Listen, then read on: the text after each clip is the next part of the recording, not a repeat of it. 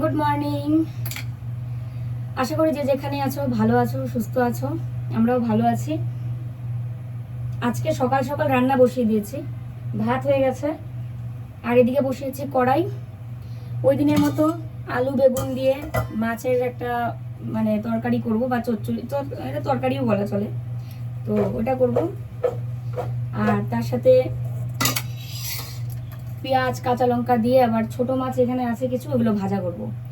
তো আজকে আমরা যাব হচ্ছে দিনহাটা একটা বিশেষ কাজে। তো ওই জন্য ভাবলাম রান্নাটা শুরু করে দিই। আর খাবার রেডি করে দিয়ে আজকে আর আমি মাখানোর সময় পাইনি, তো মাখিয়ে আমার জন্য যে বাটিতে রেখে ও নিয়ে ওই ঘরে খাচ্ছে। আর মা গেছে স্নান করতে। তো যাই হোক, চলো রান্নাটা ফটাফট করে নিই। এদিকে ভাত তো নামিয়েছি, আর মাছটা ভাজবো এখন। মাছটা ভেজে তুলে তারপরে তরকারিটা বানাবো। আর সকাল সকাল একটা হয়েছে, সমস্যা হয়েছে। আমাদের এই বেসিনটা হঠাৎ করে দেখি জল পড়া শুনে। কি ব্যাপার, জল কোথা থেকে পড়ছে?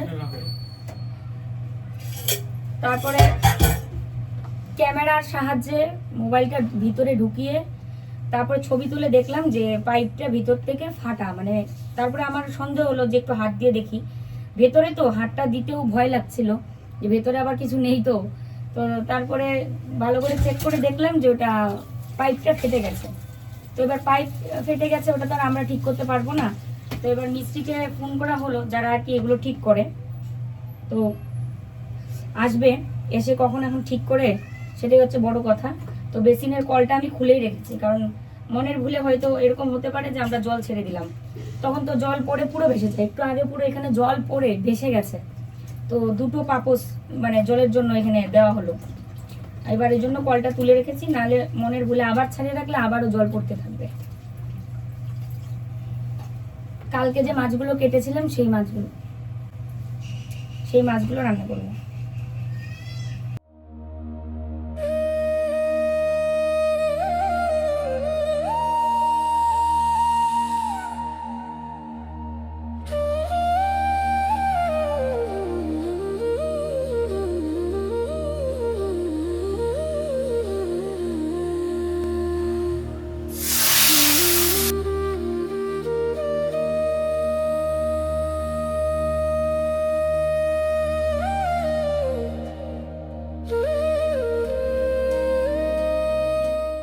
এদিকে রান্না করতে করতে খাওয়ার সময়টা পাচ্ছি না, কারণ তাড়াহুড়ো করে রান্না করছি, যেহেতু যেতে হবে।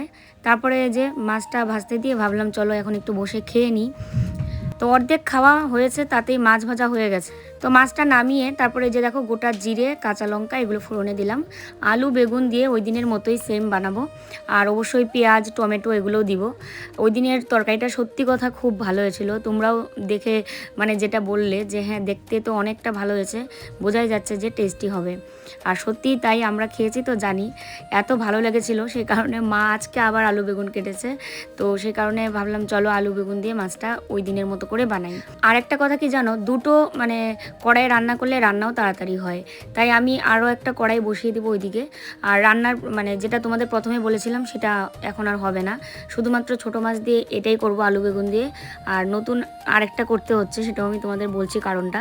তো যাই হোক, আলু বেগুন দিয়ে আরও একটা হয় জল না দিয়ে, ওটাও কিন্তু খুব ভালো হয় খেতে। কালকে যে বড় মাছ নিয়ে এসেছিলো, তো সেই বড় মাছের সঙ্গে একটু তেল ছিল, তেলটাকে ভালো করে ধুয়ে নিলাম। এই যে এবার তেল আর ওই পেঁয়াজ লঙ্কা দিয়েই ভাজছি। আর যে ছোটো ছোটো মাছগুলো তোমাদের দেখালাম এগুলো ফ্রিজে তুলে রাখলাম, এগুলো আরেকদিন রান্না করা যাবে। কারণ যেহেতু এই তেলটা রান্না করছি, আর কালকের অল্প একটু ডালও রয়ে গেছে। আর ওই যে দিনাটা যাওয়ার জন্য যে কাজে যাবো সেটা তো একটা টাইম আছে, সেই কাজে না গেলে সেই টাইমে না গেলে আবার হবে না। তোমাদেরকে কাজটা হয়ে গেলে পরে বলবো আর কি, সেই কারণে আমি এখন বলছি না।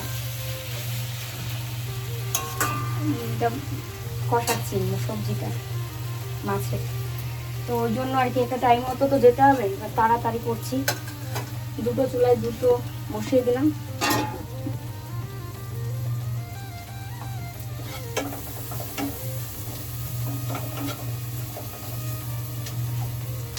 আগে মাছের তেল আনলেই আমি মাছের তেলের বড়া করতাম, কিন্তু এখন মাছের তেলটা ওই পেঁয়াজ লঙ্কা দিয়েই ভেজে ফেলি, আর সময়ও কম লাগে।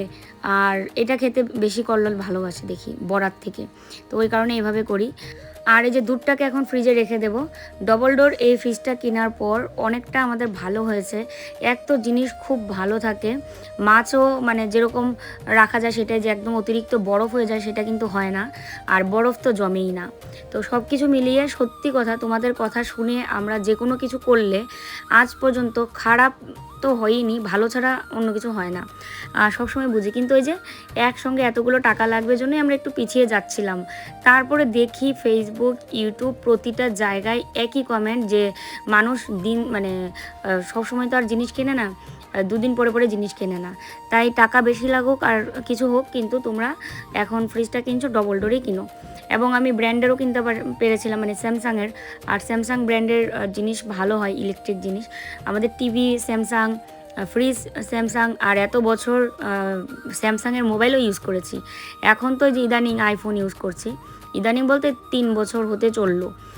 তো এই আর কি, স্যামসাংয়ের প্রতিটা জিনিসই ভালো। তো যাই হোক, রান্না শেষ করে যত বাসন ছিল সিঙ্কে সব ধুয়ে নিয়েছি। কড়াইটা মানে 2-3 বার করে মাজতে হয়, নাহলে তেল চিটে ভাবটা যায় না।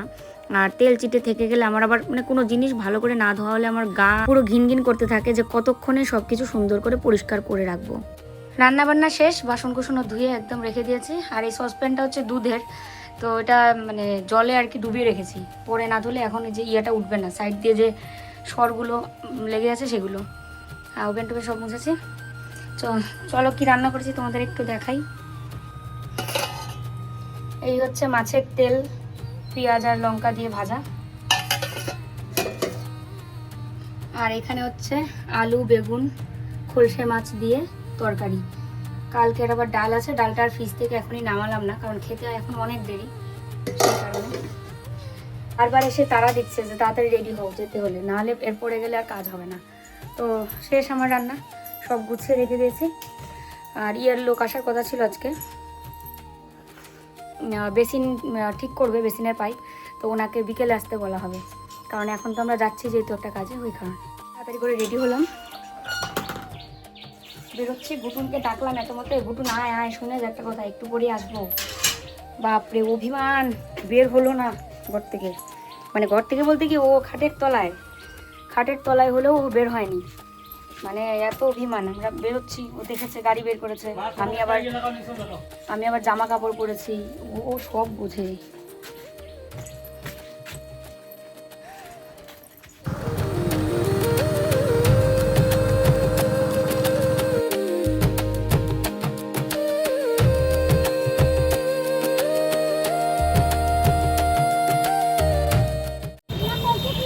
আমরা যে কাজে এসেছিলাম কাজটা হয়ে গেছে, তোমাদেরকে বাড়ি গিয়ে বলবো। এখন অনেক দিনের ইচ্ছে পূরণ হলো আজকে।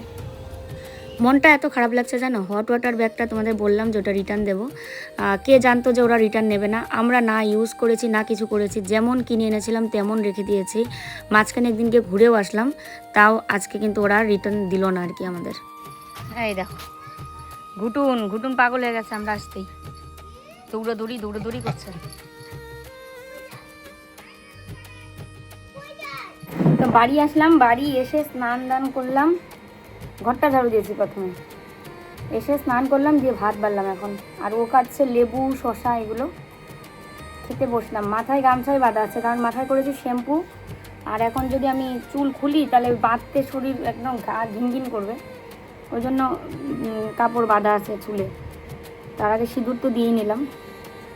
আর বেসিন ঠিক করার যে দাদাটা আসার কথা ছিল, মিস্ত্রি দাদা, উনি এখনও পর্যন্ত আসেনি। ফোন করেছিল, বললো যে 10-15 মিনিটে আসবে, তখন তো আমরা চলেই গেলাম, আর আসেনি।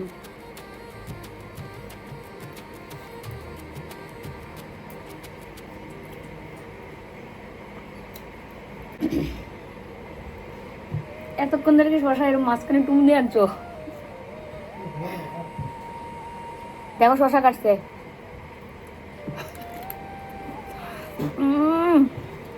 দাঁত একদম নিচে উঠছে, ঠান্ডা। বেসিনের পাইপটা ঠিক করতে একটু পরেই আর কি দুটো ছেলে আসবে, তো এক্ষুনি আসতে চাইছিল, বলছিল যে 10 মিনিটের মধ্যে আসছি।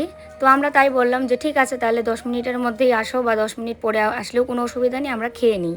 তো ওই জন্য খেতে বসলাম। আর ওকে জিজ্ঞেস করছিলাম পটকা খাবে কিনা মাছের, তো ও খাবে না বললো। যা ওই ঘর ও বসবে তোমার সাথে এখানে। যা।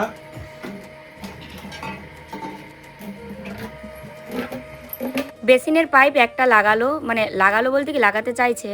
তো এবার বেসিনটা না এমনভাবে নাকি মানে আগের যে দাদা কাজ করেছে বেসিনটাকে বেশি ওয়ালের দিকে চাপিয়ে দিয়েছে, মানে বেসিনের নিচের অংশটা, ওই কারণে ওই পাইপটা কোনোভাবেই হচ্ছে না। তো ওরা আবার বলল যে অন্য পাইপ আনতে যাবে। তো দেখা যাক, অন্য পাইপ যদি না আনে তাহলে এই পাইপটাই কেটে লাগিয়ে দেবে, এটাই বললো। আর এদিকে ঘুটুন তো ওর কোল ছাড়ছে না, আর ও এসে এখানে দেখছে, মানে ও মানুষের মতো পুরো। আর আমি এদিকে এখন মানে হাত পা ধুয়ে সন্ধ্যা দেবো আর কি। তো ওই যে সন্ধ্যা হয়ে গেছে। আমাদের এই জায়গাটা না দেখতে এত ভালো লাগে, পিছনের দিকটা পুরো সুপারি গাছ, আর মানে সূর্যাস্তটা ওই পাশেই হয়, দেখতে কি ভালো লাগে। যেদিকে সূর্য ওঠে সেদিকেও সুপারি গাছ থাকলে দেখতে ভালো লাগে।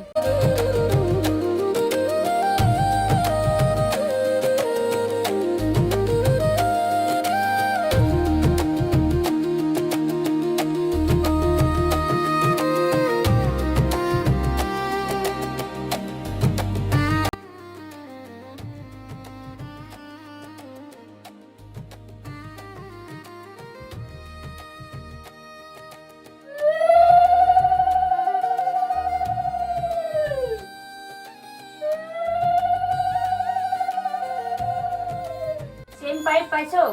না ওগুলো পাইপ না দিয়ে তো নাই, ওরকম পাওয়া যাবে। তাহলে কি হবে এখন? এটা লাগালে খোলা লাগবে মেশিনটা, হালকা এসে গেলে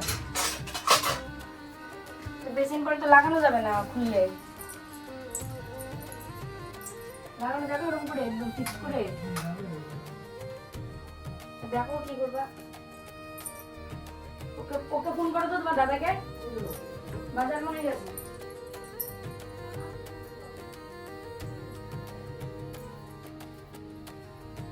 তো এই যে দেখো, আমি তো গপুকে রাতেও ভোগ দিই, কারণ গপুকে উপোস রাখতে হয় না। তো পুজো দিয়ে তারপর গপুকে ঘুমও পাড়িয়ে দিয়েছি। গপুর আলাদা তো বিছানা আছে, তোমরা জানোই, মশারি সমেত। প্রতিদিন তো শেয়ার করা হয় না। অবশেষে আমাদের বেসিনের প্রবলেমটা দূর হলো। সকাল থেকে একটা যে কি লাগছিল জানো, বেসিনের মাথাটাই আমি লাস্টে খুলে রেখেছিলাম, মানে বেসিনের কলের মাথাটা। কারণ আমরা ভুলবশত হয়তো গিয়ে জল ছেড়ে দেবো, তারপর সেই জল মানে ঘরের মধ্যে পড়ে পুরো ভাসবে। তো ওই কারণে তারপরে এটা ঠিক করে দিল। পাইপের দাম নিয়েছে মনে হয় 100 টাকা, আর যে ভাই ঠিক করে দিয়ে গেল তাকে দেওয়া হলো 100 টাকা। আর আমি তখন সন্ধ্যা দিচ্ছিলাম, তারপর ওদেরকে প্রসাদও দিলাম। তো যাই হোক, সমস্যাটা সমাধান হয়েছে, ভালো লাগছে। আর এখন ও গেল বাজারে মনে হয় একটা মানে বিষয় নিয়ে একজনের সাথে বুঝতে গেল। যাই হোক, আর আমি এদিকে শুয়ে শুয়ে ব্যায়াম করছিলাম। আমার ব্যায়াম এখনও হয়নি, এক ধাপ করে উঠলাম, এখন আবার করব। তার মধ্যে ভিডিওটা দিলাম এডিট করে। তো ভিডিওটা দিতে দিতে আজকে অনেকটা দেরি হয়ে গেল, দেখতেই পেলে সকাল থেকে একটা মিনিটের জন্য সময় পাইনি। আর সব কিছু ঠিক টাইম মতো হয়েছে। আমাদের একটা বহুদিনের মনের ইচ্ছে পূরণ হলো। গত 2020 থেকে মনে হয় আমি ইনকাম করি, এবং বরের ইনকাম তো তার আগের থেকেই, দোকান ছিল আমাদের পুরনো দোকান।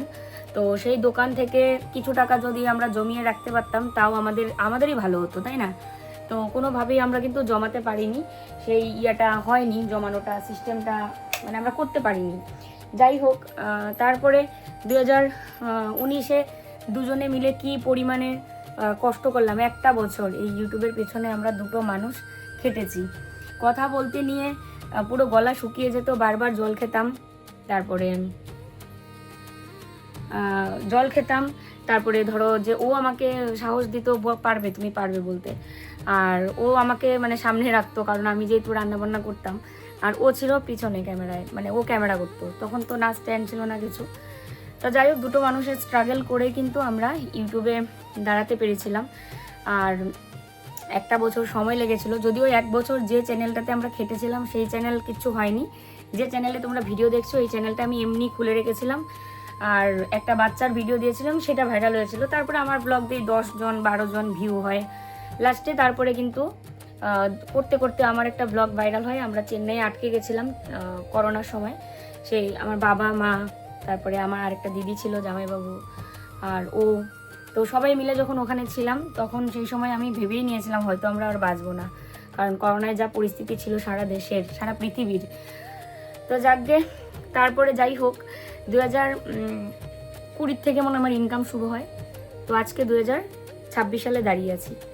আমরা এখনো পর্যন্ত আমরা সেরকম একটা কোনো কিছু অ্যাকাউন্ট করিনি যেটার মধ্যে আমরা কিছু কিছু টাকা জমাবো। হ্যাঁ, যে কিছু টাকাও আমরা জমিয়ে রাখতে পারছি প্রতি মাসে, সেটা এই 2020 থেকে 2026 সাল, 6 বছর ধরতে গেলে 2019 থেকেই ধরো, না স্ট্রাগল লাইফটা ছাড়ো, 2020 থেকে আমার ইনকাম শুরু হয়। 6 বছর ধরে ইনকাম করছি, তারপরেও জমানোর চিন্তাটা মাথায় আসলেও আমরা কোনোদিন করতে পারিনি। তো আজকে অবশেষে দুটো কাজ করে আসলাম আমরা, আর ওটা আরেক সময় তোমাদের বলবো কোনো এক সময়। আর যেটা দুজনে মিলে দুজনের নামেই কিছু কিছু টাকা জমানোর জন্য একটা অ্যাকাউন্ট করেছি। মানে সেটা তুমি মাস গেলে 1000 টাকাও জমাও না কেন, তারপরেও এটা অনেক। তো সেটাই 1 বছরের জন্য এরকম করে রেখে এসেছি। এখন ভগবানের ইচ্ছে, জানি না কতটুকু কী করতে পারবো, কিন্তু এটা আমরা আমাদের দুজনেরই খুব খুশি লাগছে। আমি জানি না ও আমার কাছে এতটাও প্রকাশ করেনি, কিন্তু আমার বুঝতেই পারছো আমার কথা বলার ইয়েতে এবং আমার মুখের ইয়ে দেখে বুঝতে পারছো যে আমি কতটা খুশি হয়েছি। আমি চাইতাম যে আমাদের দুজনেরই কিছু এরকম থাক যেখানে আমরা জমাবো কিছু টাকা, এবং বিপদে পড়লে না কেউ 10 টাকাও দেবে না। আর কারো আশায় তো আর তুমি বিপদ তখন হয়তো দেবে না, বা পরে হয়তো তুমি কোনোভাবে ম্যানেজ করলে, কিন্তু যখন তোমার দরকার তুমি তখন পেলে না। তো সেই কারণেই নিজেদেরকেই নিজেদেরটা রাখতে হয়। তো এটাই আর কি, তোমাদের বলেছিলাম না যে আমি পরে বলবো তোমাদের, তো এটাই। আর ব্যাংকের সামনে দেখে আশা করি অনেকে হয়তো বুঝতেই পেরেছো। তো এবার প্রতি মাসে অল্প হলেও আমি জমাতে পারবো, এই আর কি। তো যাই হোক, চলো আমি বাকি ব্যায়ামগুলো করে নিই। আর তোমাদের কমেন্টে যেটা দেখলাম ভিডিও দেওয়ার পর, যে তোমরা বলছো এই ড্রেসিং টেবিলটাকে, কেউ বলেছো ড্রেসিং টেবিলটাকে এদিকে নিয়ে এসে এইখানে রাখতে, এই মডুলারটা যেখানে আছে এখানে। আবার কেউ বলেছো এই আলমারি আর এই ক্যাবিনেটের মাঝখানে, মানে ক্যাবিনেটটাকে এদিকে চাপিয়ে নিয়ে মডুলার এখান থেকে সরিয়ে দিয়ে, ক্যাবিনেটটাকে চাপিয়ে দিয়ে আলমারিটাকে ওই দিকে চাপিয়ে দিয়ে ড্রেসিং টেবিলটাকে এখানে নিয়ে আসার জন্য। বসে এখানে ড্রেসিং টেবিল আনলে আমার কিন্তু খাট দেখা যাবে না। আমার কথা কি সুন্দর মনোযোগ দিয়ে শুনছে, এতক্ষণ তাকিয়ে ছিল এদিকে। তো এখানে ড্রেসিং টেবিল আনলে কিন্তু আমরা খাটে শুলে আমাদের পা দেখা যাবে বড় জোর, পাও দেখে যাওয়ার কথা না, কারণ মডুলারটা সরিয়ে যখন আমি ক্যাবিনেটটা ওইদিকে চাপাবো, তখন এই যে এখানে যে জায়গাটা থাকবে এখানে ড্রেসিং টেবিলটা রাখলে আমাদের বিছানা দেখাই যাবে না। তো বিছানা দেখা যায় না আর কি আয়নার থেকে, এটা দোষ নাকি বাস্তু দোষ। তো সেই ক্ষেত্রে কিন্তু ট্রাঙ্কটা ওখানে যাবে এবং ড্রেসিং টেবিলটা এখানে চলে আসবে। তো দেখা যাক, ও বাড়ি আসুক। বললাম না, আমি কোনো কিছু বললেই যে সব কিছু এই সংসারে হয়ে যায় সেটা কিন্তু না। অনেক সময় অবশ্য আবার আমি মন খারাপ করবো জন্য কল্লোল আবার আমার সাথে একটু সাথ দেয়, কিন্তু সব কথাতে যে সাথ দেয় সেটা কিন্তু না। যেটা ওর মনে হবে যে না, এটা করলে কারো কোনো ক্ষতি হবে না, এটা করলে কারো কোনো সেরকম লস হবে না, সেই ক্ষেত্রে কিন্তু ও এটা করার জন্য রাজি হয়। দেখো আমি কি অনবরত ঘামছি, কারণ ফ্যান অফ। আর তাহলে বোঝো কি গরম। আর তার মধ্যে আমাদের এই ফলস সিলিংয়ের জন্য আরও বেশি গরম ঘরে। এটা actually AC board. AC board মানে হচ্ছে ঘরে এসি তুমি যদি লাগাও তবেই তুমি এই বোর্ড টাঙাও, নাহলে না। তো যাই হোক, ও বাড়ি আসুক। ও বাড়ি আসলে তারপর ওকে আমি বলবো, তোমরা যে আমাকে বুদ্ধিটা দিয়েছো কমেন্ট বক্সে, আমি সেটা ওকে বলবো। তারপরে দেখি ও কী করে। যদি করা হয় তাহলে তো আজকেই একটু সরালেই না হয়ে যায়, এটা এমন কোনো ব্যাপার না।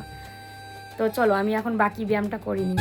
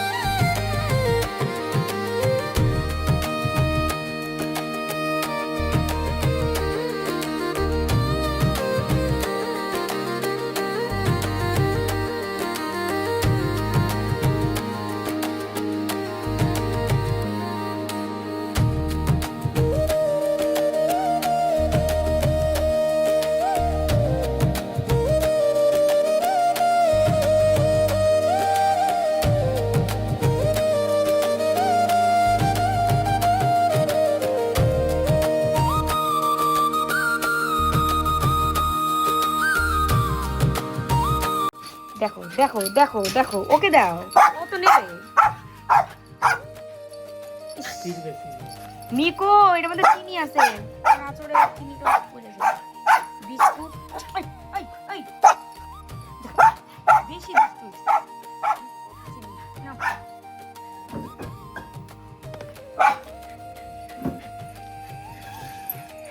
গাড়ি তুলে ফেলবে এখন, ধরতে হবে তো। কটা বাজে? 9:30। আমার ধরতে হবে তো না।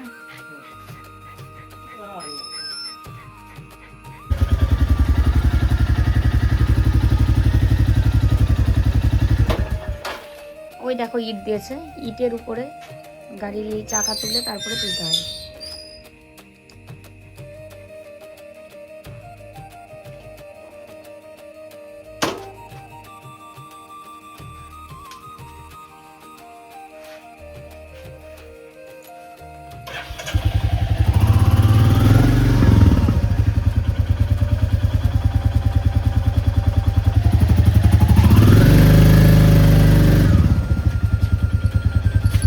এখন আমাকে ধরতে হবে, আমি এখানে এটা ধরবো, হ্যান্ডেল ধরে একটু তুলবো, আর ও বাকি ওখান থেকে ধরে ধরে পিছাবে গাড়ি।